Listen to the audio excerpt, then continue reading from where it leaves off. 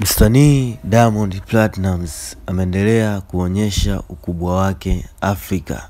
So Tanzania bali ni Afrika kwa ujumla. Naweza ngasema hivyo kwa sababu ni wasanii wachache ambao wanaweza kufanya makubwa kama ambayo anayafanya Diamond Platnumz. Bwana, ni kipi ambacho kimetokea siku ya leo?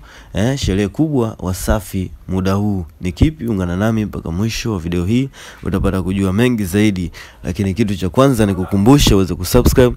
Utabonyeza maandishi mekundu hapo chini yaliyoandikwa subscribe na pia alama ya kengele wa notification ili uweze kuwa mtu wa kwanza zaidi kupata habari zetu. Pia kule Instagram ukitufollow utakuwa umetisha kinoma noma. Bwana, Diamond Platnumz ameendelea kuonyesha ukubwa wake katika game ya Bongo Flava, kwamba yeye ni msanii sio tu msanii namba moja bali ni msanii tajiri barani Afrika kwa ujumla. So Tanzania kwa sababu ashavuka hiyo mipaka. Bwana, kwanza kabisa Diamond Platnumz aliweza kununua gari aina ya Rolls Royce na iliweza kuwa story kubwa sana katika mitaa na mitandao ya kijamii.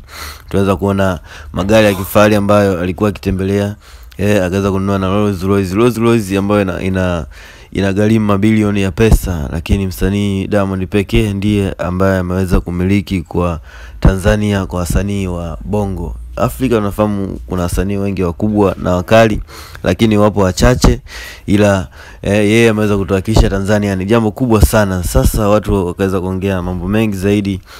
Diamond akasema kwamba atashusha na private jet na hatuweza kuona mpaka sasa hizi, lakini na imani ipo njiani. Sasa bwana, Diamond Platnumz ameweza kuonesha ukubwa wake baada ya kufunguka kwamba Rolls Royce imenichosha, sasa nasubiri Bugatti yangu ambayo inasadikiwa kwamba ameiagiza huko nje. Je, unalipi la kuweza kucomment hapo chini? Wasanii wengine wanafeli wapi? Tunaweza kuona mafanikio ya Diamond ni makubwa. Je, juhudi katika upande wa juhudi au katika upande wa nidhamu wanakuwa wanafeli? Dondosha comment zako hapo chini, lakini nikukumbushe uweze kusubscribe.